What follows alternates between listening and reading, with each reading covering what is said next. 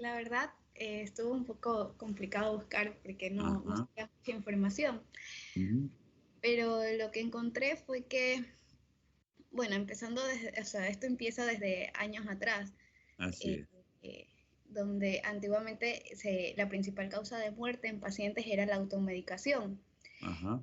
Los pacientes se administraban antibióticos vía intramuscular, entonces los pacientes generalmente llegaban al hospital con un shock anafiláctico y Ujú. terminaban muriendo por esto.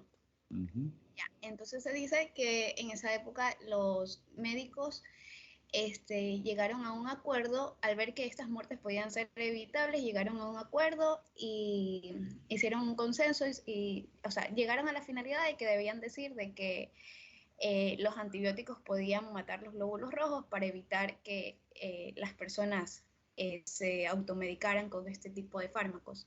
Ujú. Entonces ellos dijeron esta premisa, pero luego, tiempo más tarde, se pudo no confirmar, pero sí varios países en el mundo aún creen que los antibióticos sí causan destrucción de glóbulos rojos. Ujú. Ya, en un artículo que vi que no habían estudios concretos de que la penicilina pudiera destruir glóbulos rojos, pero había un fármaco que era el clorafenicol, que Claro. provocaba anemia aplásica y Ujú. lesionaba la médula, alterando así la producción de glóbulos rojos. Es decir, Ujú. que este antibiótico.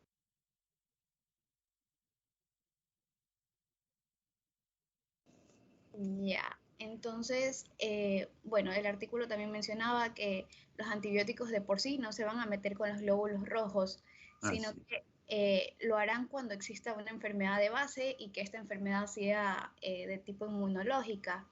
Ujú. Ya. Aquí es cuando va a existir la hemólisis porque hay defensas alteradas y lo que De- hará el antibiótico será acelerar la destrucción de estos glóbulos rojos por los anticuerpos.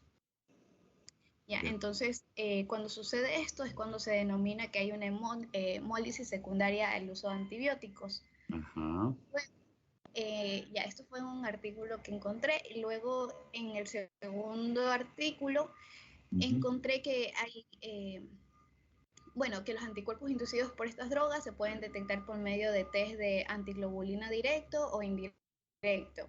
Ujú. Ya, tampoco, bueno, el artículo mencionaba que tampoco hay evidencias de que la penicilina cause destrucción de glóbulos rojos, pero va a haber un mecanismo de absorción o de actenos, que esto es un grupo químico pequeño que no va a inducir formación de anticuerpos. Ujú. Ya, lo que se produce es que estos anticuerpos, la inmunoglobulina G, que es antipenicilina, se va a unir a las drogas que se encuentran en la superficie eritrocitaria. Y Ajá. esto provoca el daño de la membrana y a su vez va a provocar hemólisis en el trayecto esplénico. Correcto. Ya, entonces también mencionaba que la mayor parte de pacientes que reciben penicilina también pueden desarrollar inmunoglobulina M. Sin Ujú. embargo, esto de aquí no dice la ciencia cierta que va a destruir los glóbulos rojos. Al contrario, pues esta destrucción en sí puede ocasionarse cuando se reciben dosis elevadas de penicilina, pero Ujú. deben de ser dosis muy superiores y esto usualmente en la práctica médica no es utilizado. Claro. Ya, Correcto. entonces la anemia hemolítica que se va a producir cuando existe un elevado uso de penicilina eh, se va a evidenciar hasta los 7 o 10 días después del tratamiento y desaparecen después de la suspensión del fármaco de por sí. Y otros fármacos que mencionaba el artículo que podrían causar también, pero a grandes dosis, que podrían causar anemia, eran la cefalosporina, las tetraciclinas y la cimetidina. Ujú.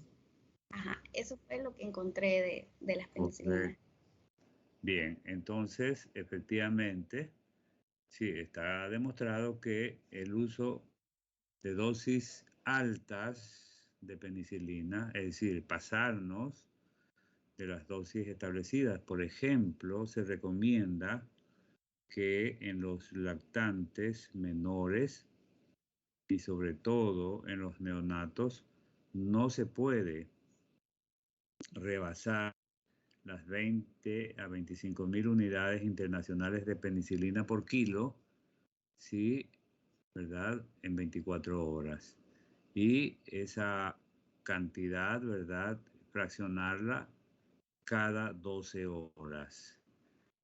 Sí, porque la penicilina no es adecuadamente metabolizada, la sódica me refiero, no es adecuadamente metabolizada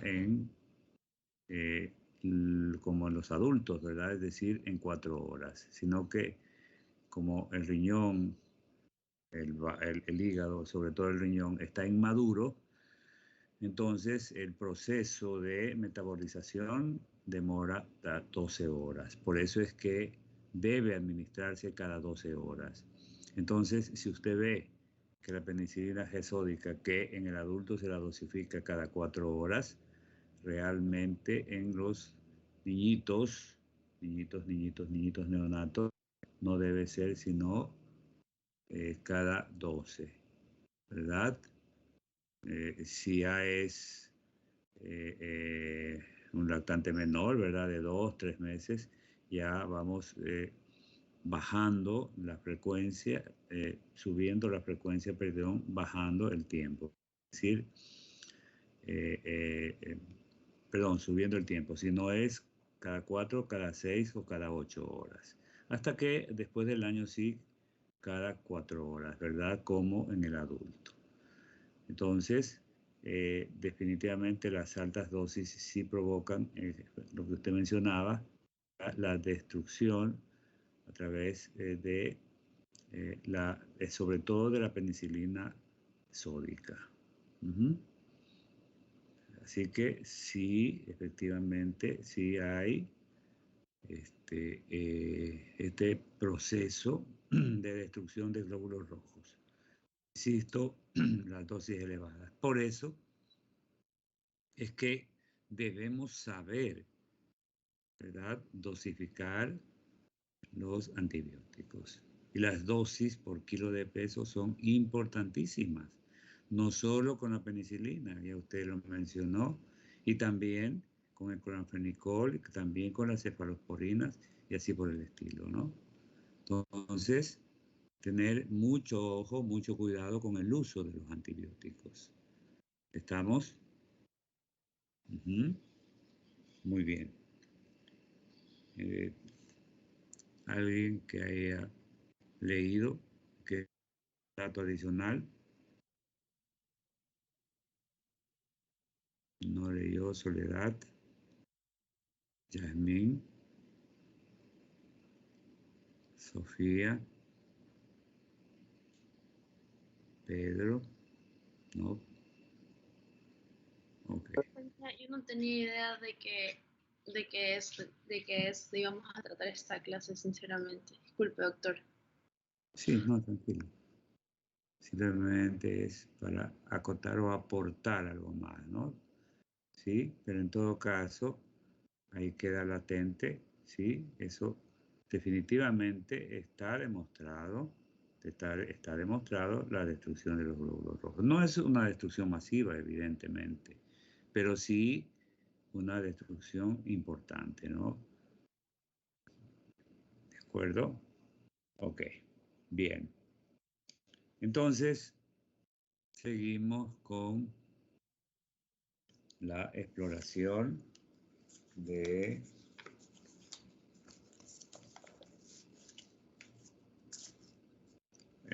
aparato respiratorio, ¿no? Inspección, palpación, percusión, auscultación. ¿De acuerdo? Muy bien. Preguntas. ¿Qué es la intumescencia mamaria?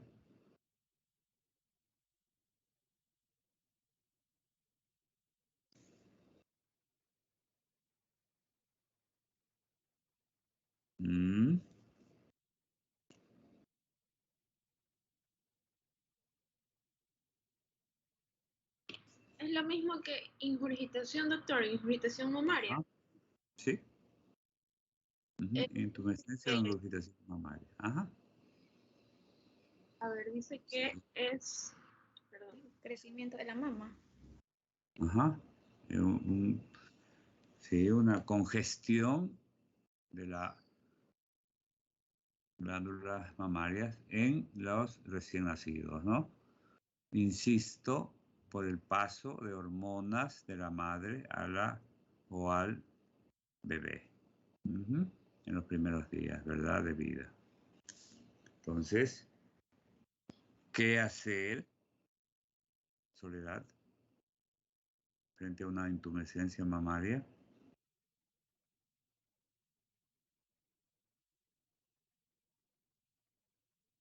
creo que no debería hacerse nada, dejar que eso Nada. Y eso hay que está, explicárselo a las madres, ¿verdad? a ver, Porque pueden cometer errores, ¿no? Errores, ven al niñito con esa intumescencia, el niñito nace en domicilio, ¿verdad? Y presenta este tipo de alteración, pues los padres, especialmente la madre, hará lo que se le ocurre, ¿no?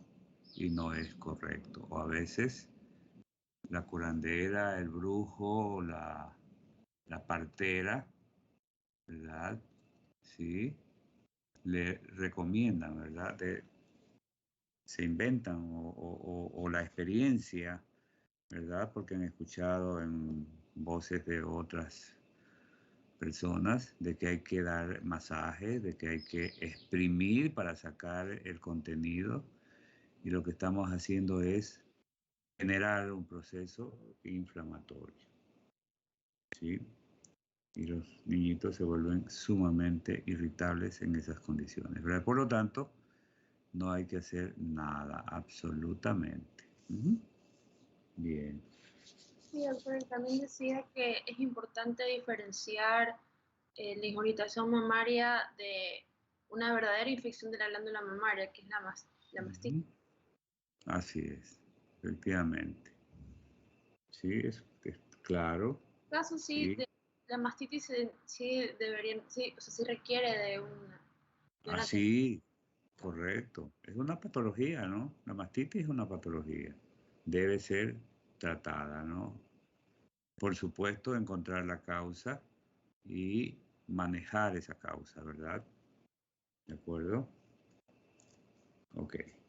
En relación a la ginecomastia, ¿cuáles eran las 5D relacionadas con los pezones?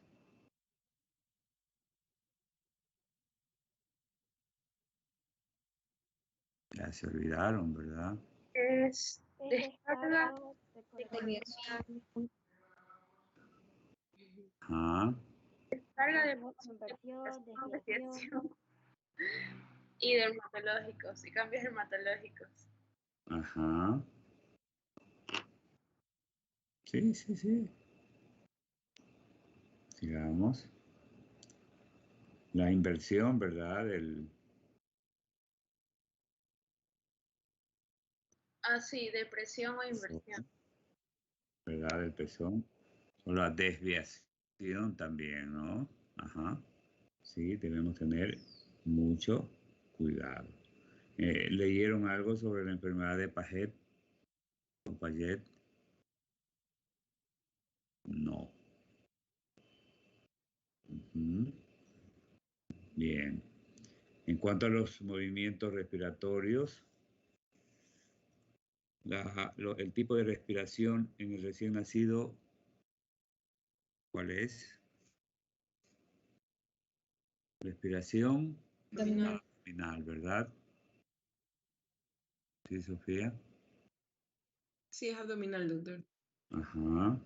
En el escolar, Tóraco abdominal. tóraco abdominal, correcto.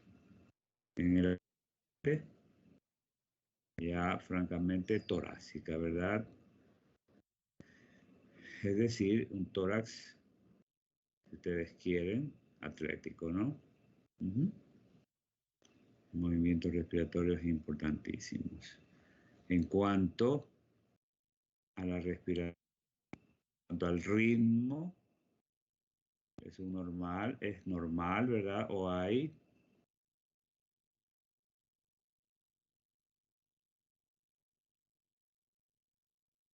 normal o eupnea, ¿verdad?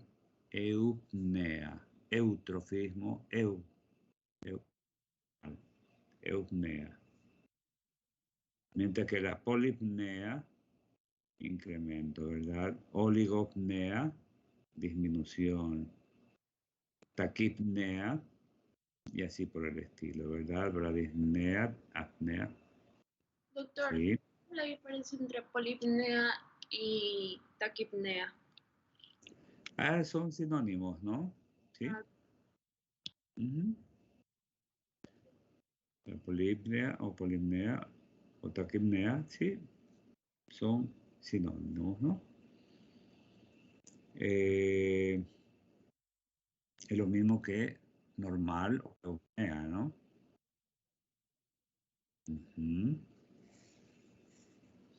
De acuerdo.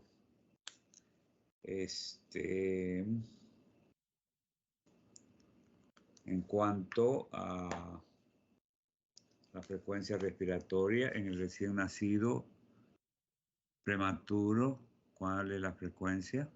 60 respiraciones por minuto. Ajá, 60, correcto. En el recién nacido a término. 40. 40, 45, ¿no? Sí, al año 35. A los 5 años, 25. En el puber, 20. ¿Sí? Y va entre 20 y 16 el rango, ¿verdad? Sí, como en el adulto. La relación normal de frecuencia respiratoria versus frecuencia cardíaca debe 1 a 4. a 4, correcto. Si hay alteraciones 1 a 3 o 1 a 2, entonces ya hablamos de una alteración. Y una alteración severa. Si es 1 2, ¿verdad? ¿De acuerdo? Entonces, si hay una alteración, aplicamos el esquema de Silverman, que es la puntuación de la retracción, ¿verdad? A través de Silverman se determina el índice de angustia respiratoria, ¿sí? Hay 5 criterios a valorar: tórax superior, tórax inferior, retracción sifoidea, orificios nasales y quejido expiratorio. ¿De acuerdo? 5 parámetros, repito: tórax superior, tórax inferior, retracción, apéndice sifoide, ¿verdad? Los movimientos de la apéndice sifoides, los movimientos de los orificios nasales, movimientos y dilatación, ¿verdad? De los orificios nasales y el quejido expiratorio. Bien. Silverman señala 3 grados: grado 0, grado 1 y grado 2. Por favor, eso síganlo en la página 102. ¿Sí? Vamos, página 102. Grado 0.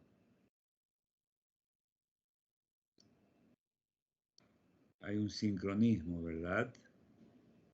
Entre tórax superior y tórax inferior. En relación al tórax inferior también sin retracción, ¿verdad? Muchas de las ocasiones, tanto en la inspiración como en la expiración en el tórax inferior puede haber retracción, ¿verdad? falta de sincronismo.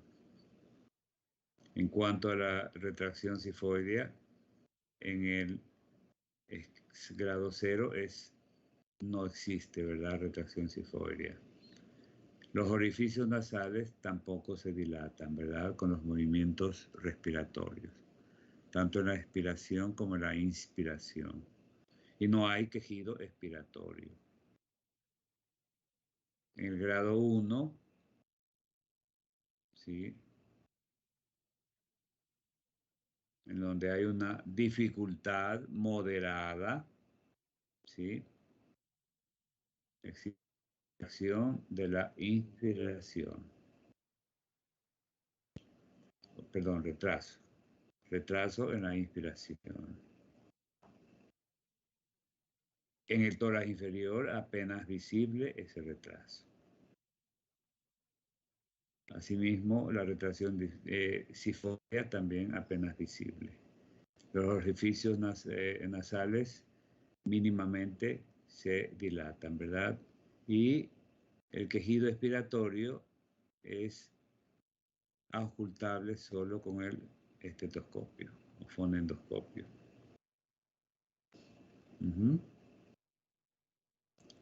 Y cuando es grado 2, tórax superior, está alterado, tórax superior, ¿verdad?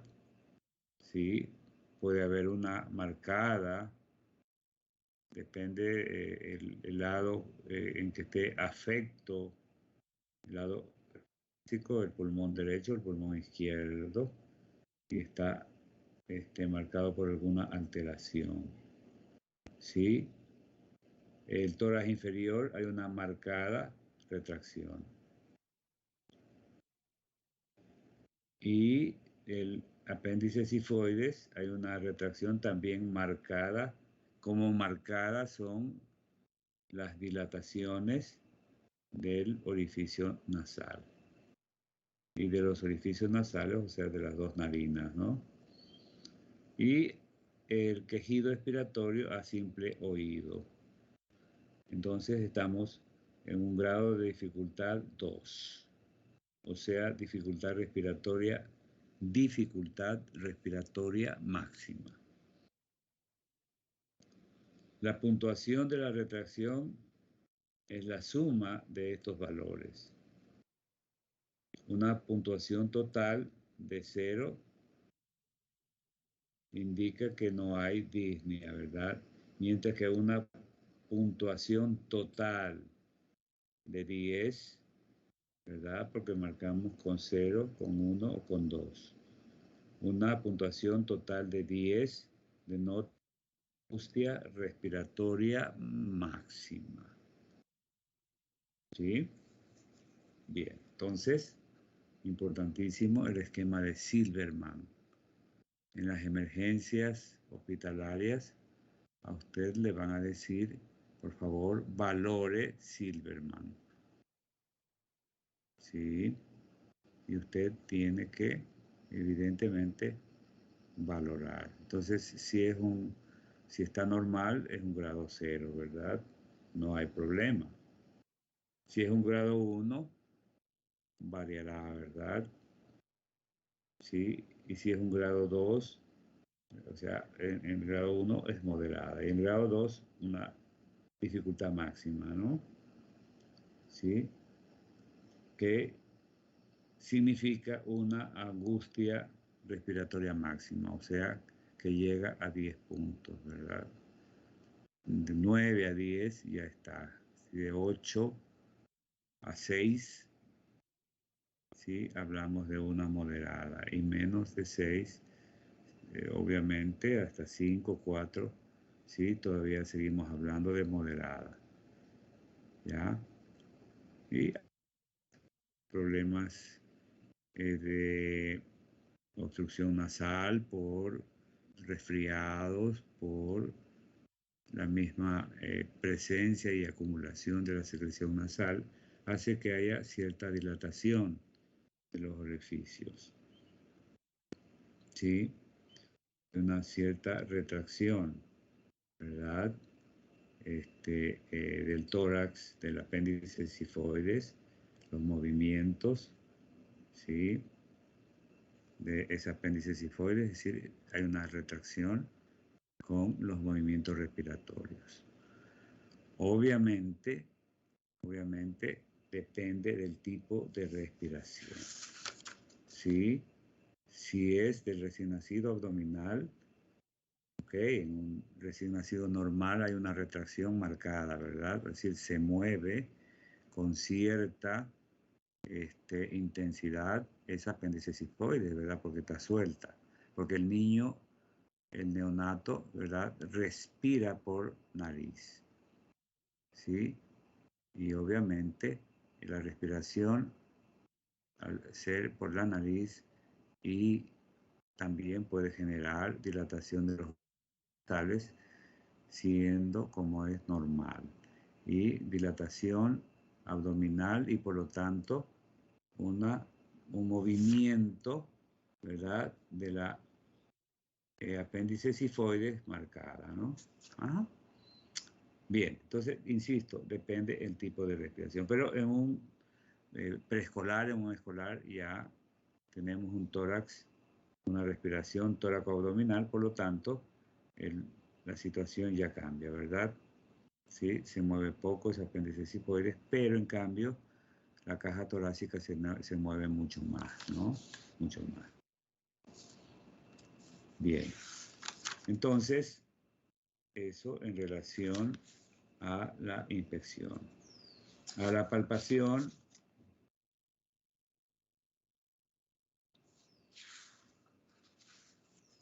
obviamente nos sirve para confirmar los datos de la inspección. Por ejemplo, si se han detectado agenesia de arcos costales, usted palpa y encuentra la depresión, ¿verdad? La ausencia de los arcos costales y por lo tanto una depresión en esa zona, una depresión más o menos marcada. ¿No? Sí, en esa misma palpación, la presencia de fracturas, ¿sí? A veces cuando se encuentra en una resucitación cardiorrespiratoria, los masajes, ¿sí? ¿Sí? ¿Cuál es la relación entre masaje cardíaco, ya, y AMBU?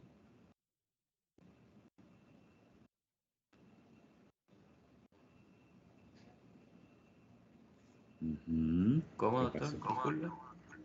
Sí, ¿cuál es la relación entre los masajes, o sea, la presión, ¿verdad?, en la región precordial y obviamente al estar asistiéndolo ventilatoriamente al paciente, usa el AMBU, ¿verdad? Entonces, ¿cuántas presiones de AMBU, ¿sí? ¿Cuántas de AMBU versus masaje cardíaco? ¿Cuántos? ¿Cuál es la 30 relación? presiones por 2. Uno de AMBU. Ok. 1 o 2, ¿verdad? Pero generalmente 1, si es un AMBU, es un lactante, es 1, ¿verdad? 1A. No, tenía entendido que era 30 compresiones. Ajá, 1 a 30, así es. Exacto. Entonces, no desperdiciemos la oportunidad de confirmar el rosario raquítico. Ya se acuerdan en cuanto a la inspección, ¿verdad?, del surco de Harrison, ¿sí?, del pectum excavatum, ¿verdad? Tocar también el apéndice sifoides, ¿de acuerdo? Y sentir esos movimientos de la apéndice sifoides, ¿verdad? Esos movimientos que se generan por la respiración. En cuanto a la palpación de las vibraciones vocales, obviamente el frémito pectoral, ¿verdad? En los niños no podemos decirle que hable, sino aquellos niñitos ya después de los 5 o 6 años en donde sí colaboran, ¿no? A veces usted le pide que hable y ellos sí pueden pronunciar, ¿verdad? En este caso, 33, ¿no? ¿Ok? Bien. Entonces, la vibración táctil, esa sensación de hormigueo en la mano, pero en el caso de los niños, sí se les provoca llanto, ¿verdad? Con el llanto podemos sentir esa sensación de hormigueo.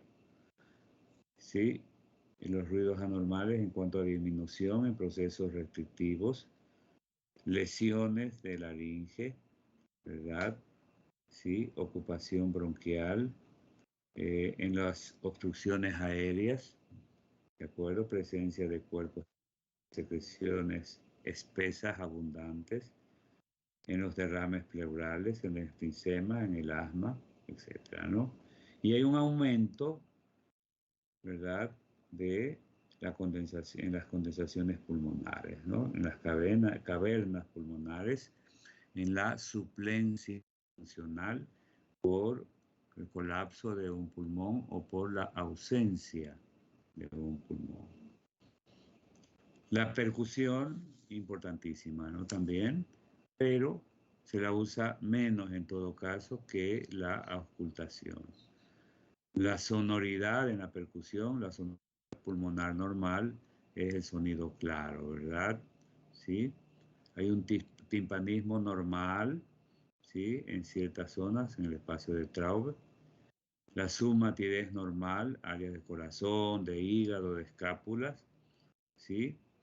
Recuerden que las bases pulmonares descienden en el plano anterior, o sea, parrilla costal anterior, ¿verdad?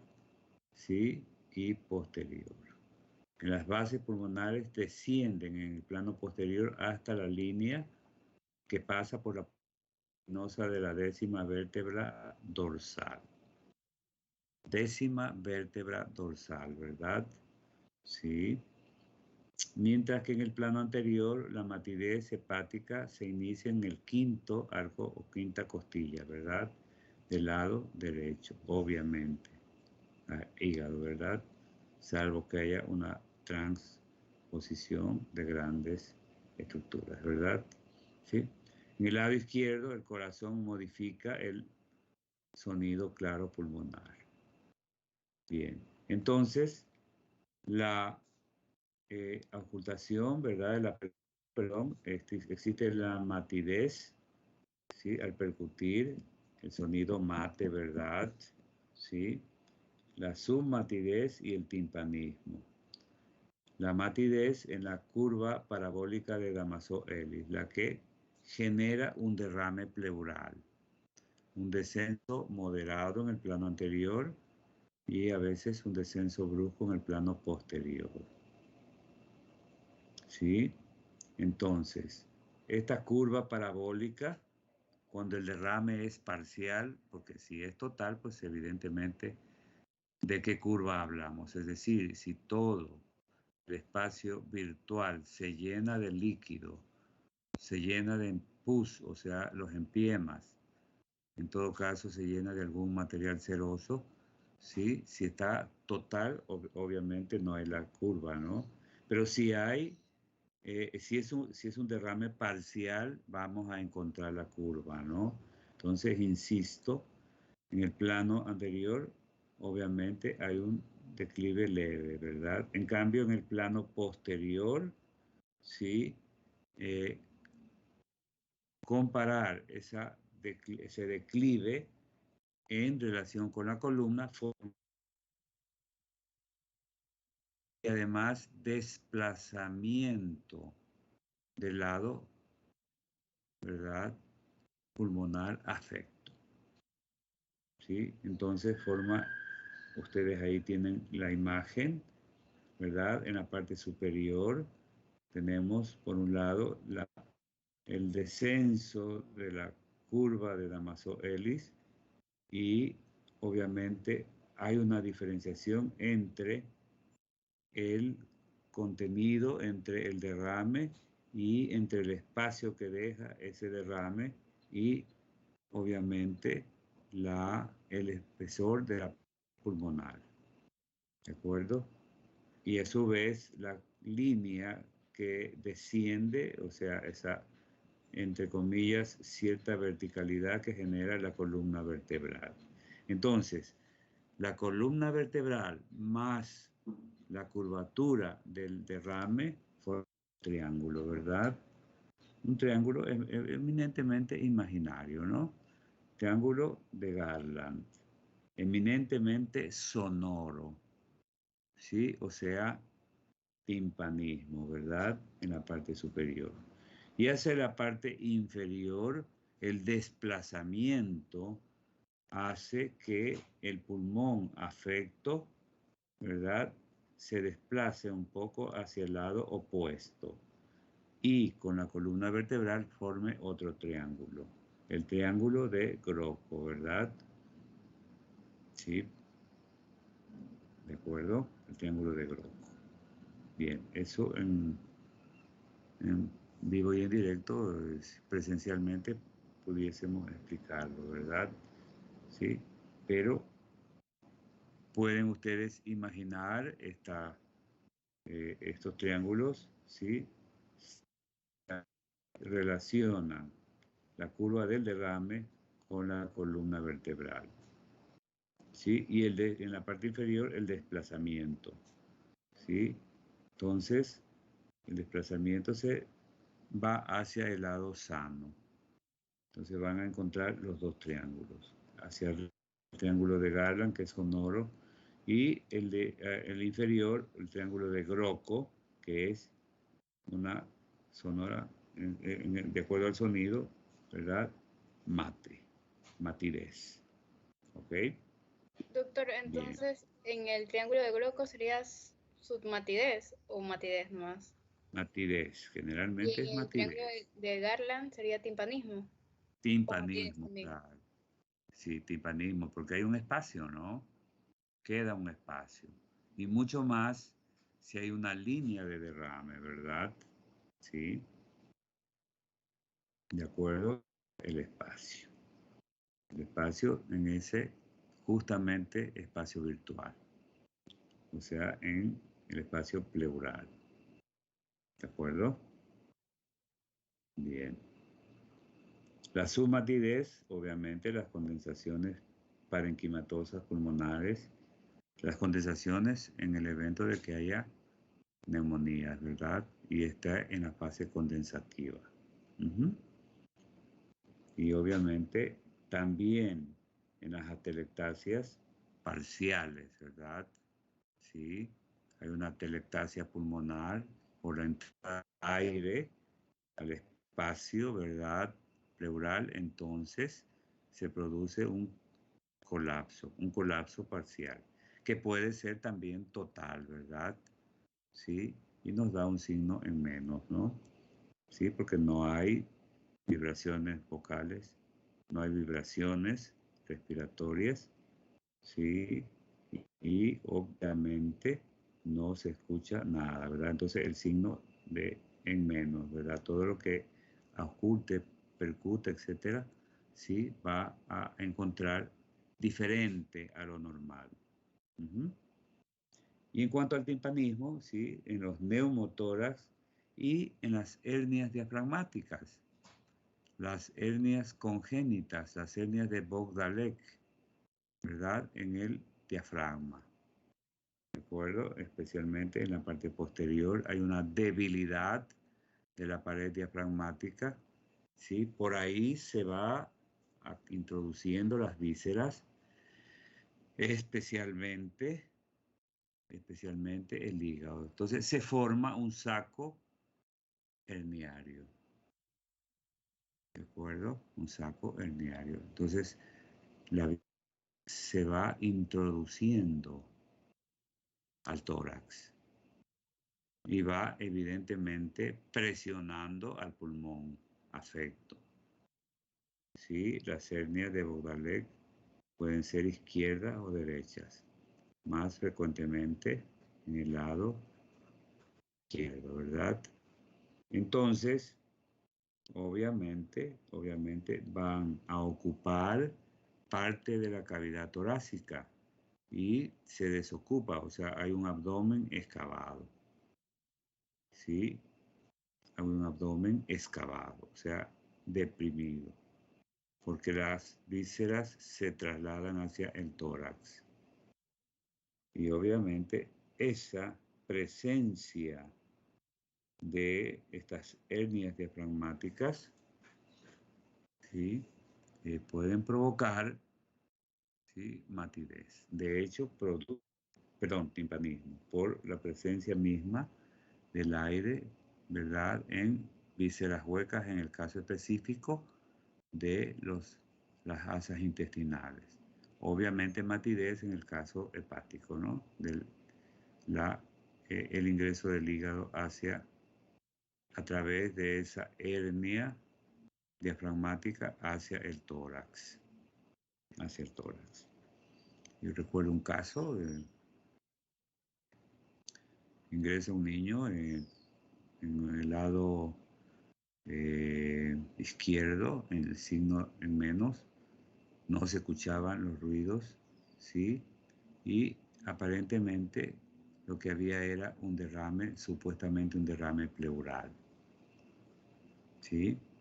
Pero al tomarle la radiografía habían, ¿sí?, imágenes como que habían áreas ocupadas por aire y áreas un poco más de coloración oscura, ¿verdad?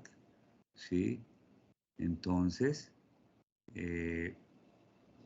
daba la impresión de que había aire, ¿verdad? Como por ejemplo un derrame pleural tabicado, ¿no?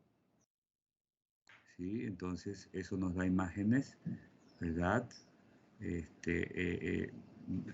algunos casos blanquecinas y en algunos casos negras, ¿verdad? O sea, la imagen de el aire que se proyecta con la radiación, ¿verdad? Con los rayos X. Ajá. Entonces, recuerdo, yo empezaba R1, me dice el R3 que realice una punción diagnóstica, una punción torácica, porque ahí había un derrame pleural hasta no demostrar lo contrario. Entonces le dije al residente de tercer nivel, que yo recién empezaba y que, pero esa imagen no me dio una buena pauta de que se trataba de efectivamente derrame pleural, ¿verdad?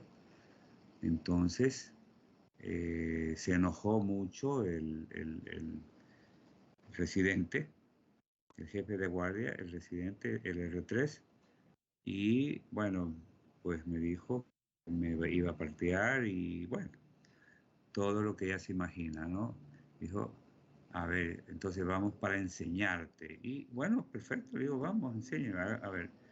Y procedió a hacer la punción diagnóstica, ¿sí? Con obviamente, un trocar, introdujo y al introducir, ¿verdad?, por un espacio intercostal por la parte inferior, ¿sí?, del espacio intercostal, introdujo algunos centímetros y empezó a salir a través de ese trocar, a salir materia fecal.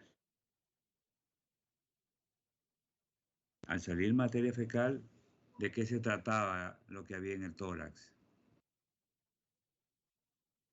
Asas intestinales. Y obviamente lo que se trataba ya no era de un derrame pleural, sino de una hernia diafragmática que había permitido que se introduzca a través de esa hernia, de ese saco herniario, se introduzca a tórax asas intestinales. Bueno, para no alargarles el asunto, inmediatamente llamamos al cirujano, ¿sí?, y entrar a quirófano al paciente porque había que hacer una intervención, una exploración tóraco-abdominal para resolver esa perforación intestinal, evidentemente, y hacer limpieza, porque imagínense, ese es en ese espacio pleural, hacer una limpieza exhaustiva, limpieza también en abdomen, porque se perforó el saco herniario y obviamente pasó también a cavidad abdominal heces fecales, ¿no?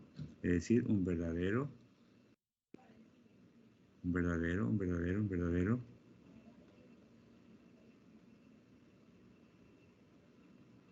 ¿qué? ¿Cómo se llama ese error médico? Impericia, ¿verdad? Es decir, por falta de conocimiento y por un pseudo atrevimiento a hacer lo que no corresponde. Primum non nocere, no hacer daño, ¿verdad? Primero. Y sin embargo se ocasionó un daño y había que resolverlo. Sí, bueno, fue el cirujano, el jefe de la guardia, y se intervino rápidamente y se logró hacer todo lo que había que hacer, corregir la hernia, trasladar las vísceras, y una vez que se corrigió la perforación intestinal, pasarlas al abdomen, a la cavidad abdominal y conjuntamente con el hígado, ¿verdad? Sí, y por supuesto, presión, colocar un catéter, presión positiva y obviamente, ¿verdad? Empezar a, con presión positiva, permitir que el pulmón se vaya expandiendo y por supuesto empiece a neumatizarse, ¿verdad? Son a veces consecuencias de la impericia, de la falta de experiencia. Ajá. Sí, cosas y casos, ¿no? Bien. Entonces, como ustedes ven, hay mucho que en los niños hablar en cuanto a la percusión. Y en cuanto a la matidez, entonces, la curva parabólica de Damasoelis, el triángulo de Garland, el triángulo paravertebral de Groco o Mate, ¿verdad? El derrame pleural total, el edema pulmonar y tumoraciones, que generan matidez. ¿De acuerdo? ¿Estamos? Entonces, por favor, esto, tenerlo muy claro. Y obviamente la parte sumamente también importante para el diagnóstico, porque ya en la inspección saca algunas conclusiones, ¿verdad? En la palpación también, en la percusión igual y ahora en la auscultación. Bien. Cuando auscultamos, evidentemente vamos a encontrar una respiración pueril. Pueril significa puer niño, ¿verdad? Una respiración en un niño. O sea, una respiración ruda, una respiración pueril o también denominada ruda, es decir, una respiración fuerte, ¿verdad? ¿Por qué? Porque la pared del tórax en los niños es delgadita, ¿no? Entonces, evidentemente, vamos a encontrar ese tipo de sonido, ¿verdad? ¿Sí? También en los recién nacidos vamos a encontrar estertores de despliegue. ¿Qué son los estertores de despliegue? Son eso, estertores, pero normales de despliegue. Es decir, consecuencia ese sonido, ¿verdad? ¿Sí? De un estertor, ¿sí? Por la neumatización de... Si se está o no se está grabando, o sea, está a la hora, ¿verdad? Bueno, pero excedámonos en la, pongamos grabación. Entonces, la neumatización de los alveolos genera ese estertor de despliegue, ¿sí? Entonces, vamos a tener, cuando regresemos a la presencialidad, por favor, vamos a tener la acuciosidad de ¿De qué? De ocultar ese tórax para de pronto escuchar estertores. Niñitos, ahí en la sala de medicina 1, o sea, de lactantes, vamos a encontrar lactantes menores, ¿verdad? Y de pronto neonatos, ¿no? Neonatos que entran por alguna neumonía o por algún problemita, ¿sí? Que necesita ingreso, ¿sí? Recuerdan, me parece que el niñito que estaba en un portabebé, ¿sí? Ese niñito era, me parece, neonato, ¿no? Sí, ¿se acuerdan? Sí, doctor. ¿Se acuerda, Eduardo? Creo que usted lo vio, ¿no? Sí, Bien, entonces ahí debíamos haber escuchado estertores de despliegue, ¿no? Bien. Entonces, en cuanto a los ruidos como tal, el ruido laringotraqueal, soplo glótico o respiración bronquial, ¿verdad? Entonces, el ruido traqueal, ¿dónde lo escuchan? En el cuello, el ¿verdad? cuello. En el cuello. El murmullo vesicular, simetrías o asimetrías, ¿sí? Ya en las paredes pulmonares. Y la respiración broncovesicular, ¿verdad? ¿Sí? En cuanto al murmullo vesicular, el ritmo, la respiración en rueda dentada, ¿verdad? El niño con ciertos, respiración suspirosa, si usted quiere, suspiros, ¿verdad? El niño suspira mucho, ¿sí? Variaciones, intensidad aumentada, disminuida, el tono característico de este murmullo vesicular, ¿sí? Una respiración grave, aguda, el timbre, una respiración ruda, ¿sí? Y obviamente, después del murmullo vesicular, la respiración broncovesicular. El murmullo vesicular, obviamente, en los alvéolos, ¿no? ¿De acuerdo? Bien. Y obviamente la respiración alveolar bronquial, la broncovesicular, ¿verdad? Vesículas o alvéolos. ¿Estamos? Bien. Entonces, 3 respiraciones fundamentales. El ruido laringotraqueal, el murmullo vesicular y la respiración broncovesicular, ¿sí? En los campos pulmonares, ¿sí? Alteraciones, ¿verdad? En el ruido laringotraqueal, en las neumonías, el murmullo vesicular, en las bronquiolitis, ¿verdad?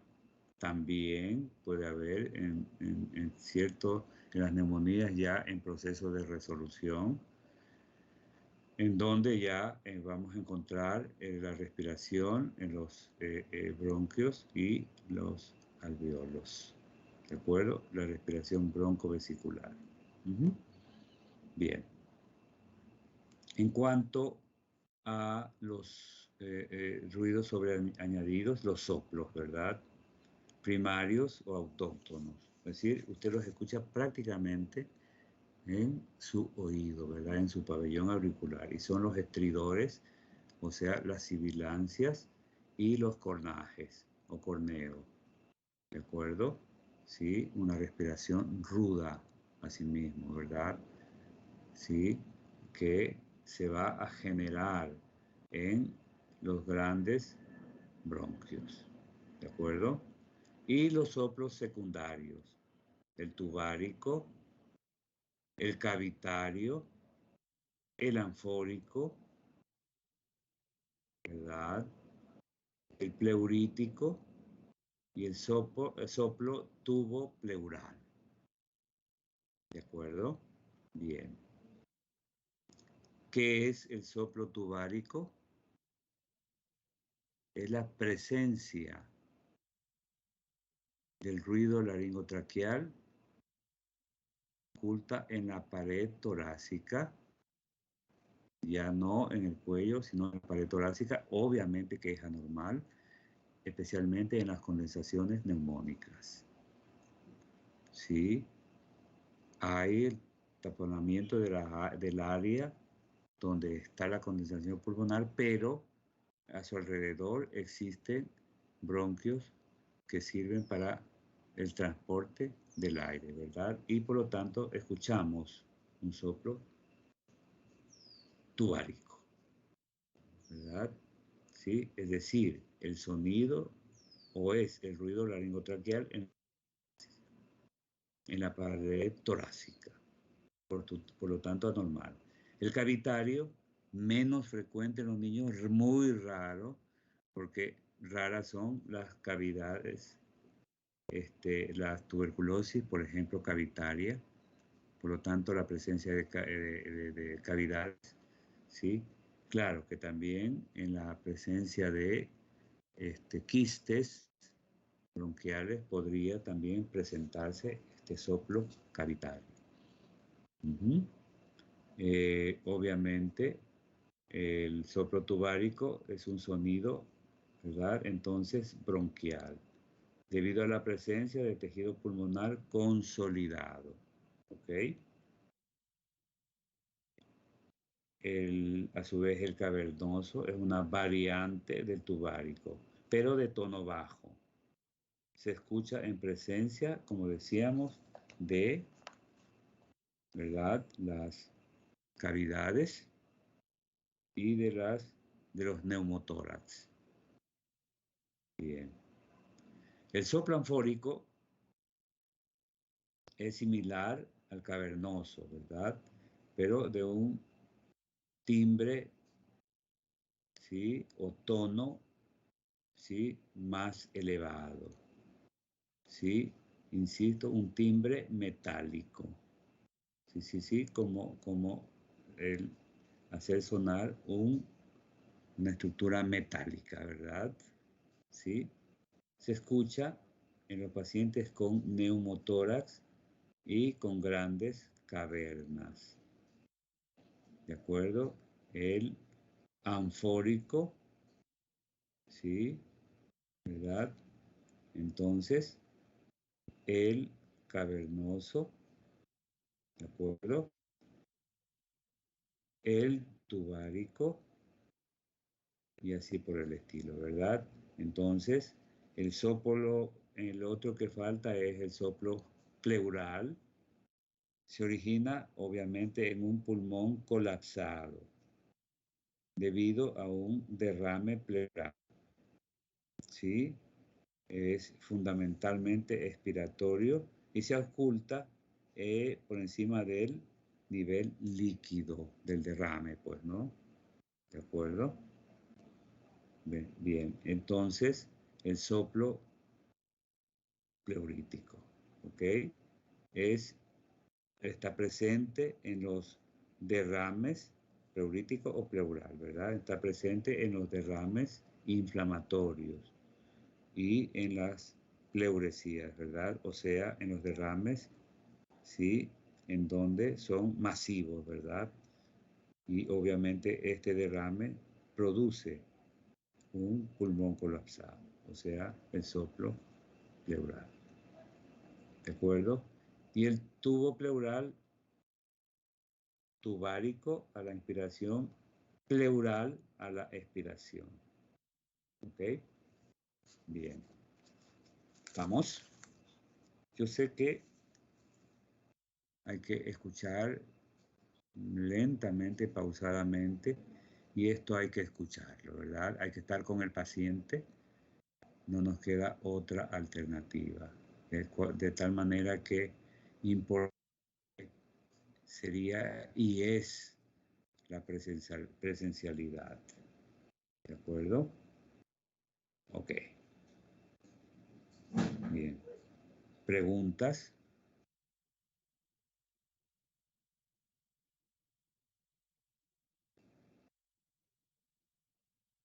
Bien, entonces, Todo claro, doctor. correcto. Melanie dijo algo. No, eso. Melanie, Sofía, ya. Bien. En cuanto a los ruidos sobreañadidos, ¿verdad? Son los estertores y los roces pleurales. En cuanto a los estertores, sí, son los consonantes, la antigua clasificación consonantes y no consonantes, ¿no? Los consonantes están a la altura de nuestro pabellón auricular. Lo escuchamos muy nítidamente. Y también los no consonantes, un sonido lejano, ¿verdad? Al oído. ¿De acuerdo? Bien. Y obviamente los estertores secos, que son bronquiales y se aprecian en los dos tiempos, ¿verdad? Tanto la inspiración como la expiración. Y se modifican con la tos. Y entre los secos tenemos los roncos o roncos, son en los bronquios gruesos, ¿verdad? Y las sibilancias o piantes en los bronquios finos. ¿Se acuerdan? En la simulación escuchábamos ese tipo de sibilancias, ¿verdad? Sí, qué interesante. Bronquios finos. Y los grandes roncos, los zurridos en la tráquea, ¿verdad? ¿Sí? Entonces, las sibilancias, obviamente, en el asma, en la bronquitis, ¿verdad? En la presencia de un cuerpo extraño, ¿sí? En vías aéreas. ¿De acuerdo? Muy bien. Entonces, en los secos tenemos las sibilancias y los roncos. Los roncos frecuentes en las bronquitis también. ¿Ok? Y obviamente en el asma. Entonces, si hay secos, el lado opuesto, los húmedos, ¿sí? Subcrepitantes y crepitantes. Los subcrepitantes son bronquiales. Se aprecian en la inspiración y en la expiración. ¿De acuerdo?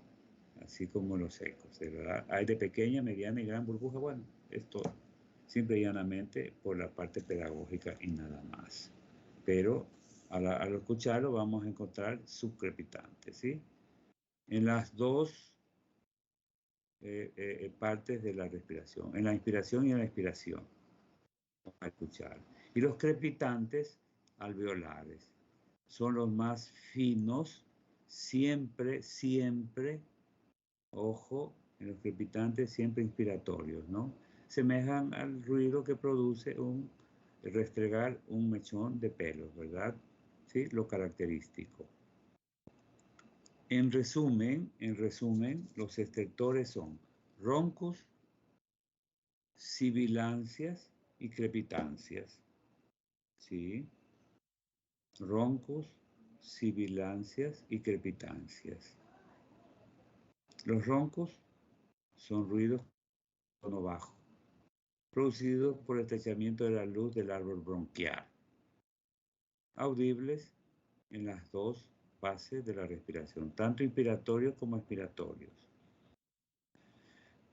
Las sibilancias, como ya lo dijimos, ¿verdad? En la bronquitis, en la presencia de cuerpos extraños, son sonidos musicales continuos de timbre alto. Los roncos eran de timbre de tono bajo, ¿verdad? ¿Sí? Apreciables preferentemente en expiración, las sibilancias. Los roncos, tanto en la inspiración como en la expiración. Las sibilancias en la expiración, ¿verdad? Debidos a la obstrucción bronquial. Aparecen con preferencia en las bronquiolitis, en el asma bronquial y en el síndrome de hiperreactividad bronquial. O sea, supuestamente en el asma en los primeros 2 años de vida, ¿verdad? Se habla de hiperreactividad bronquial, no se habla de asma. Para otros autores la hiperreactividad bronquial es el asma del lactante. ¿Sí? Pero nosotros vamos a llamar reacción o hiperreactividad, ¿sí? Bronquial. ¿Ok?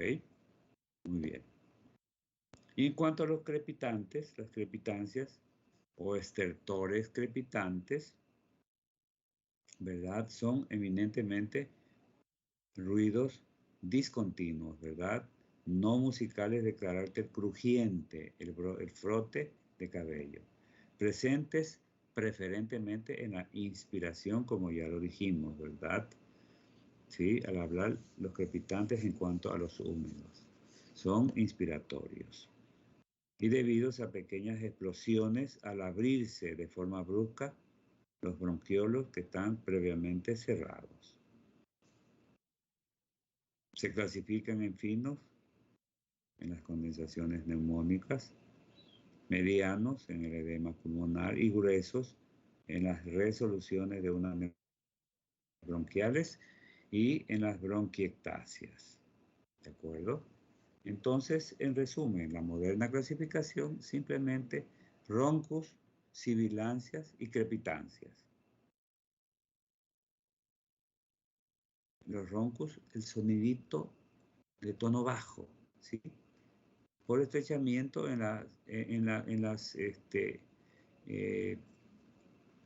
el estrechamiento de los bronquiales, o sea, en el edema, en las bronquitis, ¿no? ¿Sí? Así de sencillo. Audible en la inspiración y la expiración. ¿De acuerdo? Tono bajo. El tono, el timbre alto en las sibilancias. Obviamente, apreciables en la expiración. Por la obstrucción, ¿verdad? En cambio, hay un estrechamiento en los roncos. En las sibilancias hay una obstrucción bronquial. En el estrechamiento bronquial. ¿Sí? Entonces, en la obstrucción, las bronquiolitis, asma bronquial, ¿sí? Y el asma del lactante, o sea, el síndrome de hiperreactividad bronquial. O asma del lactante. ¿Estamos? ¿Está claro? ¿Yasmín? Sí, doctor. Correcto. Muy bien. Y obviamente los roces pleurales, el roce de las dos hojas pleurales, ¿verdad? Inflamadas. ¿Sí? Audibles en inspiración y expiración. ¿Sí? Las dos fases. Aunque más notorios al final de la inspiración, ¿verdad? ¿Sí? No se modifican con la tos y tampoco se propagan, ¿no? Ajá. Bien. Básicamente aquí lo importante, neumonías, de seguro que van a encontrar soplo cavitario. No, soplo tubario, ¿verdad? O tubárico, correcto. Recuerden que los soplos cavitarios son especialmente en aquellas cavidades, ¿verdad? Sobre todo grandes cavidades. Y eso ya no se presenta, las cavidades tuberculosas sobre todo, no se presentan en los niños, ¿no? ¿Sí? ¿Sí? Más hay alteración del parénquima pulmonar. Las cavidades ya cuando hay una destrucción masiva, mayor. Esto ya el proceso de la tuberculosis pulmonar evidentemente ya es crónico, ya es prolongado. ¿De acuerdo? De acuerdo. ¿Okay? Muy bien. Eso en relación a la ocultación. Bien. ¿Preguntas?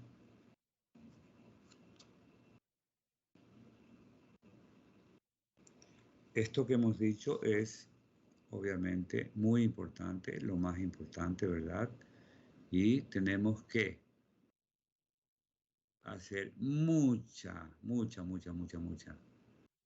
práctica con los niñitos, ¿verdad? Ausculta y ausculta. Por eso siempre les digo, por favor, ya colocaron el estetoscopio en tórax, colóquenlo. Aprendan a escuchar los roncos. Aprendan a escuchar la respiración pueril. ¿Sí? ¿De acuerdo?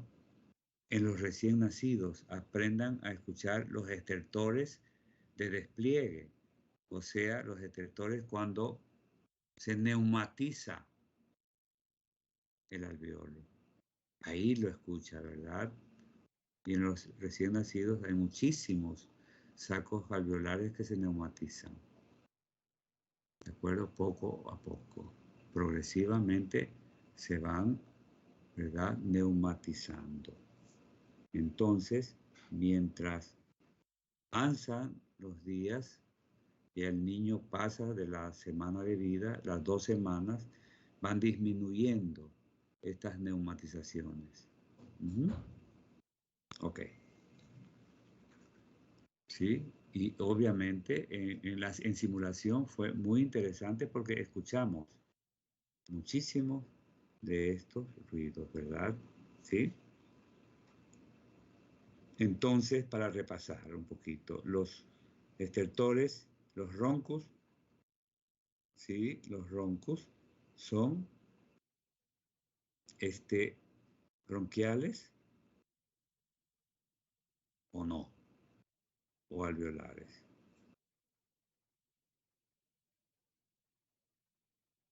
Los roncos son eminentemente alveolares, por estrechamiento de la luz alveolar, por lo tanto el tono bajo. Las sibilancias, bronquiales. Bronquiales. Ajá. Sí. Por obstrucción bronquial. Por obstrucción o obstrucción, efectivamente. Obstrucción bronquial. Correctísimo. La diferencia en las bronquiolitis. ¿Sí? En el asma bronquial. En el asma del lactante, o sea, hiperreacción bronquial. Ah, y nos olvidábamos del CRUB, ¿se acuerdan? La laringotraqueobronquitis. O sea, todo el árbol, desde lo grueso hasta lo fino, ¿verdad?, se obstruye. Entonces, evidentemente el CRUB o CROP es un proceso sumamente agresivo y hay que ser también sumamente agresivo. ¿Sí? Hay que desinflamar rápidamente esas vías respiratorias que están inflamadas, ¿no? ¿Sí? Obviamente, el uso de corticoides va estupendamente bien. ¿De acuerdo? ¿Sí? Corticoides básicamente. Ajá. Y los crepitantes, ¿sí? Los crepitantes son eminentemente alveolares, ¿verdad? ¿Sí? Sí o sí. Ruidos discontinuos, no musicales, de carácter crujiente. Preferentemente se los escucha en la inspiración. ¿De acuerdo? Ok. Muy bien. Entonces, ahí estamos. ¿De acuerdo? En los niños, pues evidentemente ocultar la voz ni modo, ¿no? ¿Sí? La resonancia vocal o fremito vocal. En niños mayores. Niños mayores. En niños ya preescolares, escolares, que evidentemente ya hay la pronunciación de fonemas y por supuesto podemos encontrar la broncofonía, ¿verdad?, de fácil transmisión de los ruidos laringios, ¿sí? Sobre todo en las condensaciones de por la neumonía, ¿no? ¿Sí? La broncofonía, ¿sí?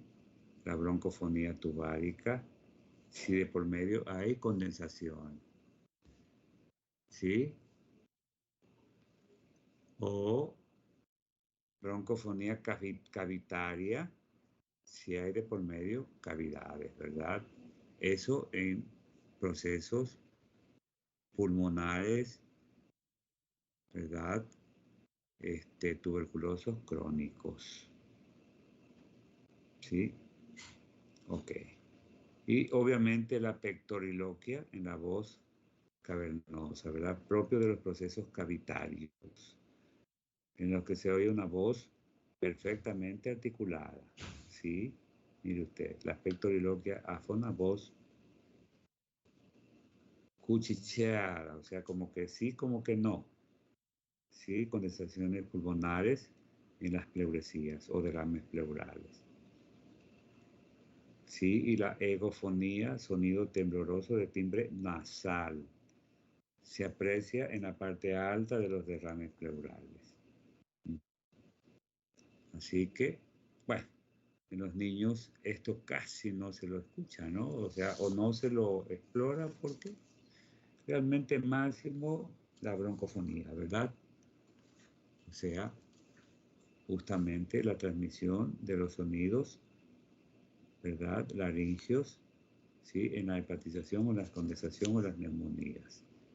La broncofonía tubárica, cavitaria, en fin, si hay condensaciones, ¿verdad? Neumónicas o condensaciones cavitarias. Bien. Eso en relación a tórax, ¿no? Como ustedes ven, hay mucho que decir, mucho que explorar y mucho que tratar, ¿verdad? ¿Preguntas? Si ustedes hicieron un buen entrenamiento, que lamentablemente no, ¿verdad? En el adulto, pues en el niño es fácil encontrar la diferencia, ¿no? Pero la simulación nos ayudó muchísimo, ¿no? Nos ayudó mucho. Así que yo creo que no hay problema. Y con la presencialidad, pues ni modo.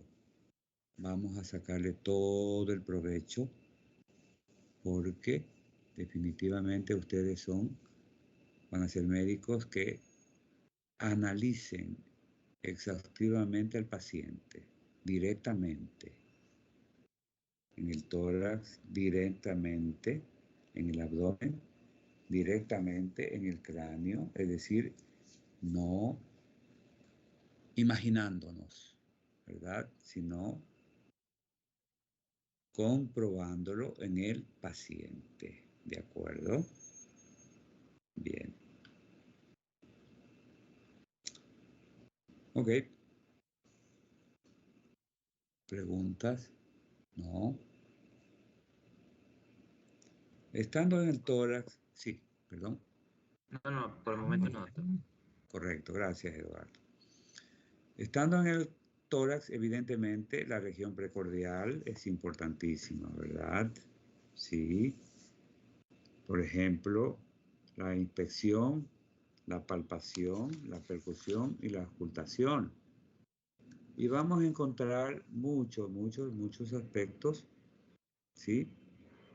Que no quisiera, porque ya hasta aquí, ¿verdad? Hasta tórax, pulmones, aparato respiratorio, nos quedamos para el examen del día miércoles, ¿verdad? ¿Sí? Entonces, corazón lo dejamos para el siguiente parcial, ¿no? Y seguimos corazón, abdomen, genitales, extremidades y lo que falta de exámenes complementarios, el seminario del sistema nervioso, ¿verdad? El manejo que les decía esta mañana de líquidos y electrolitos lo vamos a hacer muy cuidadosamente y en forma exhaustiva. Ustedes van a aprender a manejar mucho los líquidos y se les va a hacer sumamente fácil cuando entren a pediatría 2. Ok. Entonces, hasta ahí llegamos hoy día. No los canso más. Les agradezco su atención. El día lunes